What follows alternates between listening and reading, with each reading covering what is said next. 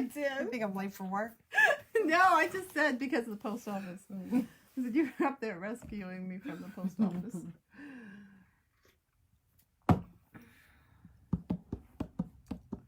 just wait and see how many it's going to watch today. We have 3 on. 8.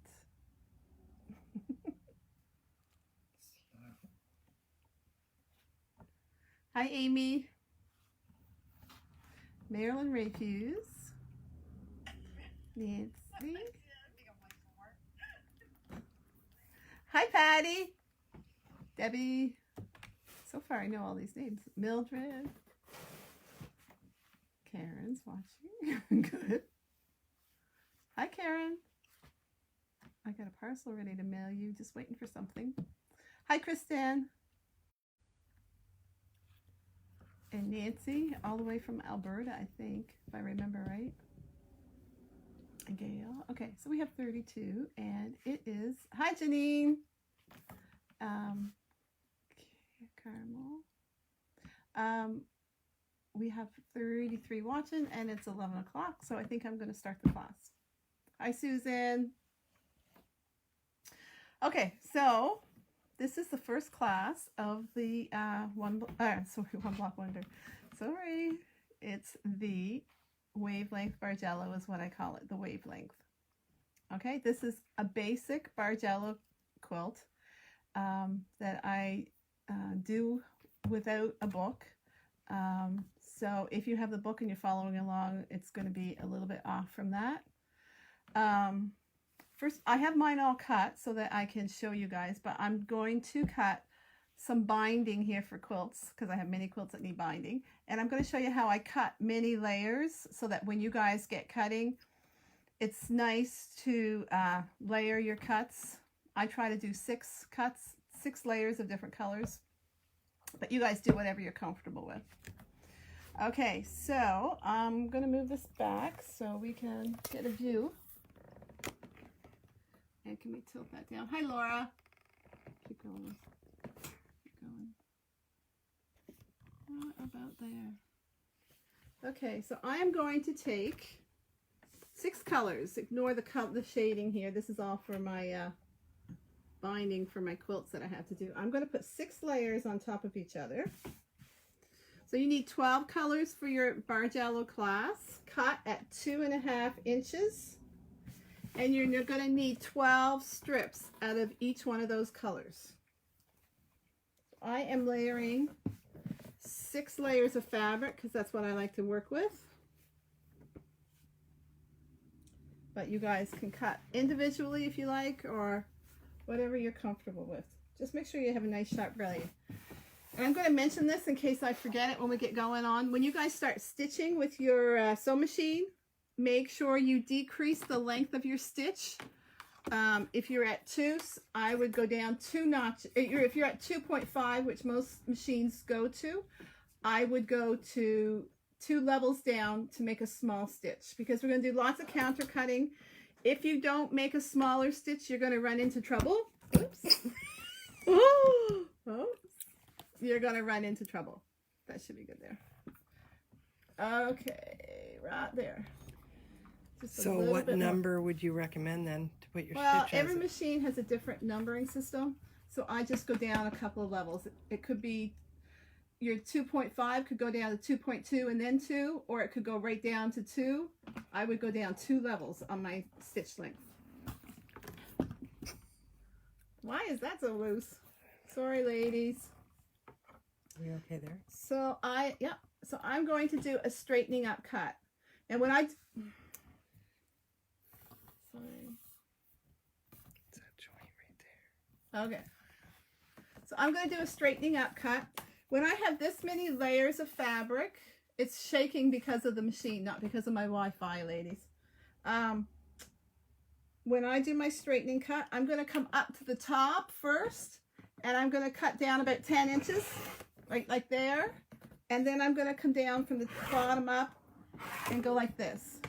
Lots of times when you cut many layers, you get a distortion right at the top of your cutting. So if you cut there first, it doesn't tend to distort. So then I'm going to cut all my strips at 2.5 inches. Okay. So remember, you have 12 colors and you need 12 strips of each one. So you're going to go through until you get all 12 colors done, and then we're going to go into the sewing room and I'm going to show you how I sew them together. What's the name of the quilt you're working on again? The name of the quilt is Bargello. So that's how I cut multi-layers. Did you guys see that camera? Is that post? Can you see that I'm cutting? Because it's kind of up. Yeah, I don't know. There, right there. Hold it right there. I'm going to make one more cut so you guys all see what I'm doing. Don't let that move. Right there is good, I think. So I come up here and I cut 10 inches or so. And then I go from the bottom and meet my cut. That's how I cut so many layers without distorting them. Okay, so now we're going to go into the sewing room. I'm just going to, might be a little bit jiggly, ladies. Ignore the mess. I can return that. Do we want to take it off? I'll hold it. Okay. Okay. Sorry, I probably made everybody dizzy. You can't rotate your phone while doing that. Okay. Okay. Ignore my messy sewing room, ladies. Okay. So, I'm going to show you guys the way I cut my strips. Okay, so Karen's going to do it. So, I sew them in twos. I take my strips. I'll get Karen to come over here and watch how I sew my strips. I put my lightest color on the bottom. So 1/4 inch. And I'm going to sew down the whole strip.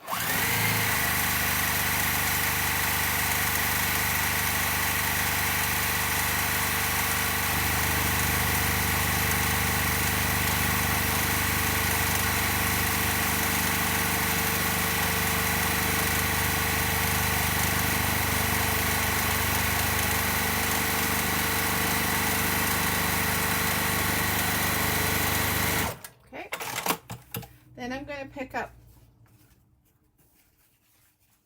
color 3 and color 4. I put my smallest number on the bottom, so 3 is on the bottom, then 4 on the top, and I'm going to thread my machine.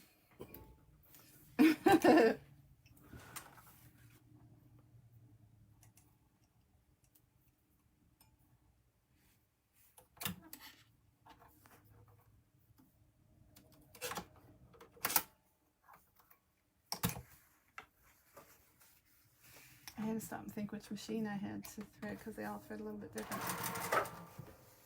And sew down number 3 and 4.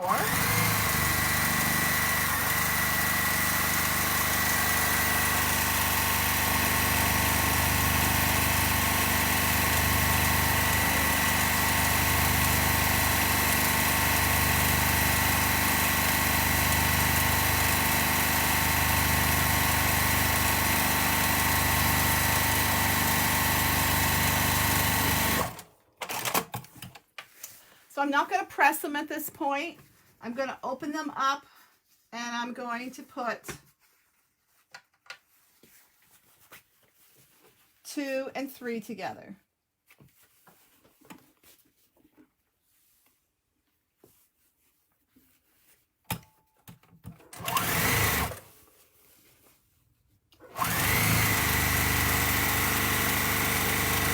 And I'm going to sew that whole strip.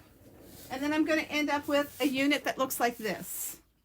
So I have color 1, 2, 3, 4. And then I have 5, 6, 7, 8, 9, 10, 11, 12. I like to sew with my fabric between my legs. So when I sew with it hanging down between my legs so that I know that I am straight on my machine and I get less wobbling that way.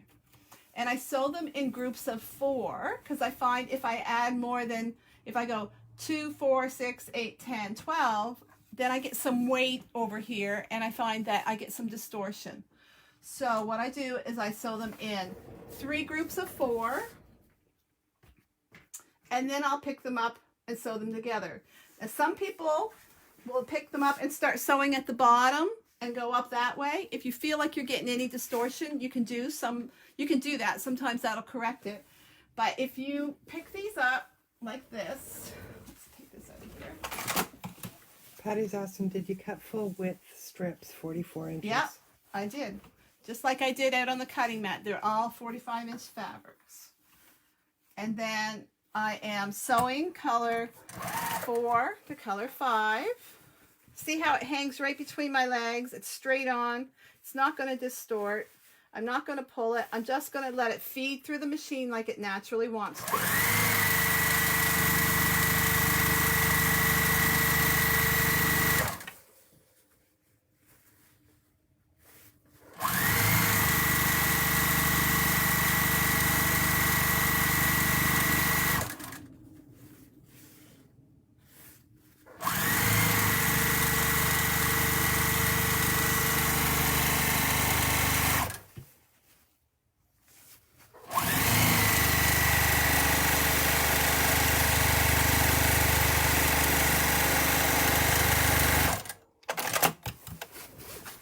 So I'm going to take it out, and I'm going to put the 4th one on it.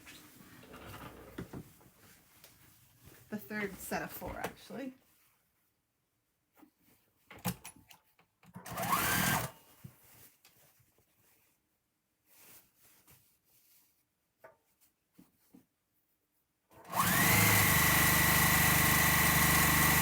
I push this hand along so that the weight doesn't pull it.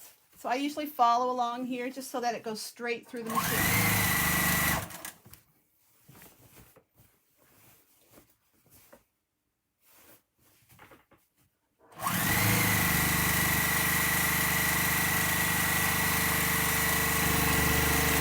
I got threads hanging. I cut this fabric years ago. It's an old kit that I had in my stash, and some of my fabric is fraying.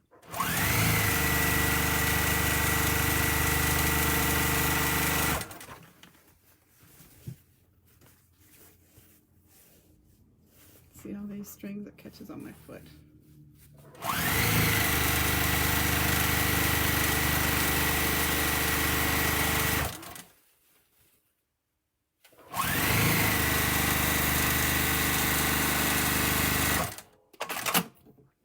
How about if you want different size strips in order to have a wave bargello? We're going to cut it into different sizes for the next step. This step, they all have to be 2.5 inches wide. Okay, so the biggest thing I can tell you guys to remember is to make sure your stitch length is very short, because when it comes to counter cutting and sewing little pieces together, that's where you're going to run into trouble. And then the pressing. This is the way I press. This is the way that works for me. Not necessarily what everybody else does. This is what works for me. So here is a unit that's been all pressed. Okay, so there are colors from 1 to 2. You don't have to worry if the top is a little uneven or if the bottom is uneven. It's going to get squared up. Show us the back dip. Yep. And it's all pressed. Okay, so I have 1 unit. I need to make 12 of these units, okay? So once you have the 12 made, you need to divide those into 2 groups, because we're going to press each group differently. 6 of the units get pressed towards the dark. See how all my seams are coming towards my dark? And then 6 of the units are all going to get pressed so that the seams are going towards my light. And the purpose in that is so when you sew them together, your seams will interlock and you're going to get a better point that way. Explain why we don't open the seams. You don't open the seams because I don't like to. I don't think the books say that. I actually haven't looked at the books. I find opening the seams weakens the seam. So Karen, maybe we can, you might not be able to see that in this because I've got such a fine stitch. Just give me a sec here. I'll try to open that. Yeah. Do you see how, oh, don't look at my dirty fingernails. I've been outdoors. You see how that weakens the stitch? And if I put it all to the side when I pull, you can't see it. And where that weakens the stitch, sometimes you'll get batting come up from in between your fabric. And that's a preference thing. Not everybody likes to do that, but that's why I don't do it. Can you just repeat what direction we're going to, we're ironing then? Okay, so you're going to divide your 12 units that look up like this. You've got 12 of these. You're going to put 6 in one pile and 6 in another pile. 6 of them are going to get pressed with all the seams going towards the darkest one. And the other pile of 6 are all going to get pressed with the seams going towards the lightest one. Actually, I will press this one with the seams going towards the light so I can show you both of them. Do you use steam when you press? I don't use steam with that when I press, but I'll show you why and what I use instead of it. So I'm going towards my light. Okay. This is what works for me, not necessarily what works for everybody else. So do what you're comfortable with. The biggest thing is you don't want to get a bow in your units. I'm just going to show. So if you have a floor like I do, minus the dirt, I do have a line here on my floor in the grid. So that's what I use to check my product, my straightness. So I line this right up with the line in my floor. I don't know, Karen, can you see? Can you get in? It's pretty close. It's pretty close to being right on straight. And that's because I held it directly between my legs. I sewed it in small units, and then that's the way I press. So it seems to work out for me. Okay, so I'm going to go over here and I'm going to press. So I'm going to put my iron on my darkest color right here, and then I'm going to give it a gentle pull. And I'm going to go like this. Again, ladies, this is what works for me, and that's all I'm showing you. You have to do what works for you. And I'm going to go across just like this down the whole thing. There. Just getting the glare off the window. Okay, this is what works for me. So I'm going to put it on that one before I pull, and then I'm going to, don't pull it like crazy, just make it a little bit taut.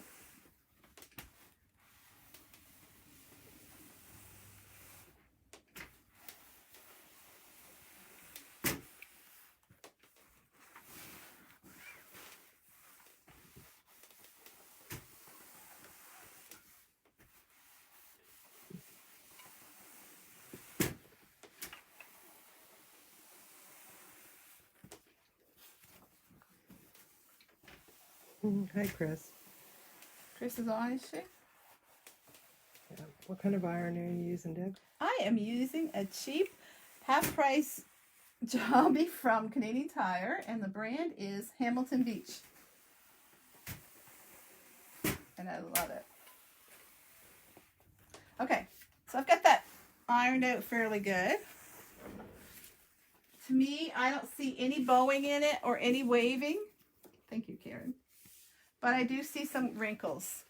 So what I'm going to do, when I say wrinkles, I mean creases in the fabric. I use, and I swear by this Acorn Precision Piecing product, and I probably should have filled it up before this, but it's getting low. I spray everything with it. And then I go over the top just like this. And it gets all my wrinkles out. And you see, can you get in on this crease here? You see the creases where the fabric is on the fold? Look how good this works. Gets rid of everything. What is the spray again, Deb? It is called Acorn Precision Piecing Spray.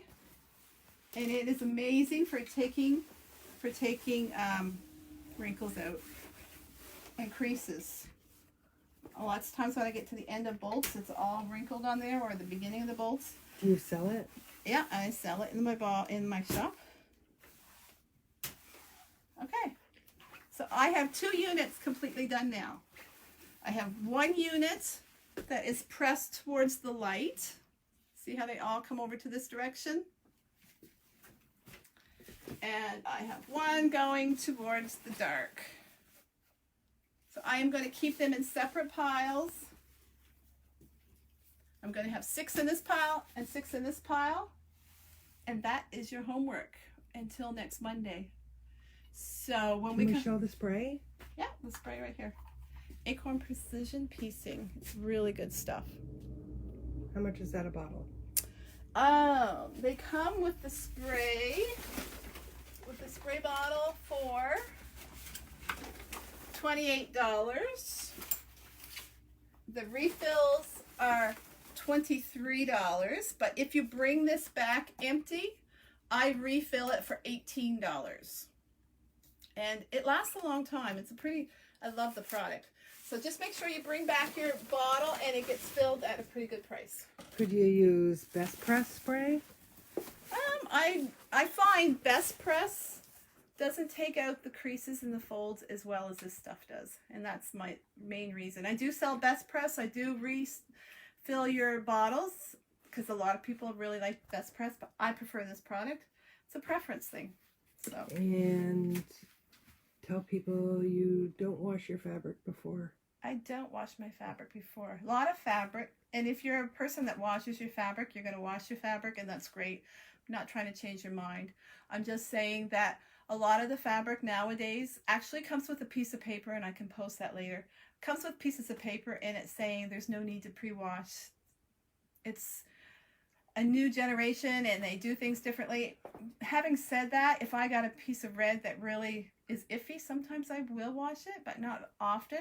I always wash my fabric and my quilts with color catchers, and I've never had a trouble. But I know people that have horror stories. I know it happens, and I'm not trying to, say anything against that. If you wash your fabric, great. It's not going to hurt this project. I wouldn't tell you to wash your fabric for One Block Wonder. If you wash your fabric for this, no difference. And Joy wants some spray. Joy, or anybody else who wants to order the spray, just message us or call the shop and just let us know. We're not going to be taking orders off this post because we'd never keep track of them. Yeah, sometimes people comment so much that they just get lost and orders get lost. So make sure you call your shop, especially on reveal night. Yeah, because I've had a few unhappy customers because I haven't gotten back to them from there. So the best thing to do is to call the shop. Is this spray a starch dip? It's kind of a starch, but I don't think it makes things as stiff as Best Press. But I do notice a difference. It does. They don't really have the ingredients listed here, so I'm not really sure. There is actually, the best thing to do for this is to Google Acorn Precision Piecing Borders products. They have really good YouTube videos on it, and they really know how to promote their product. There's a few products with Acorn Precision. There's a glue that works amazing, and there's this liquid that comes in a little pin, so you can just dab it on instead of spraying it. That's pretty neat too for those little tiny blocks that you want to do really flat. It really works well. So Google it and watch the YouTube videos on it because it's a pretty amazing product. Does it have a scent to it? No scent. And if somebody's not able to watch next week's class, just explain how they can... Yeah, all my videos are going to be on my page. I'm not going to take them down. So if you're not going to get to sewing this quilt for a year or so, if you want to scroll down my page for a year, because I do make lots of posts, or I think there is a video button that you can click on and get all the videos. So yeah, my videos will stay online and they're always free. So are there any questions about your homework before next Monday class? If you guys come with all of these done, it'll be really nice and you'll be able to cut it, and I'll show you how to sew it together. It sews together really quick. So, any questions? That's it for the day. No more questions, Karen? Not that I'm seeing. Okay. We'll see you next Monday at 11 o'clock. Be ready to cut your units. No, she does not, Gail. She doesn't use steam to press. No. And Okay, ladies. Look how nice and flat that is with that precision stuff. I love it. Okay. See ya. Bye-bye.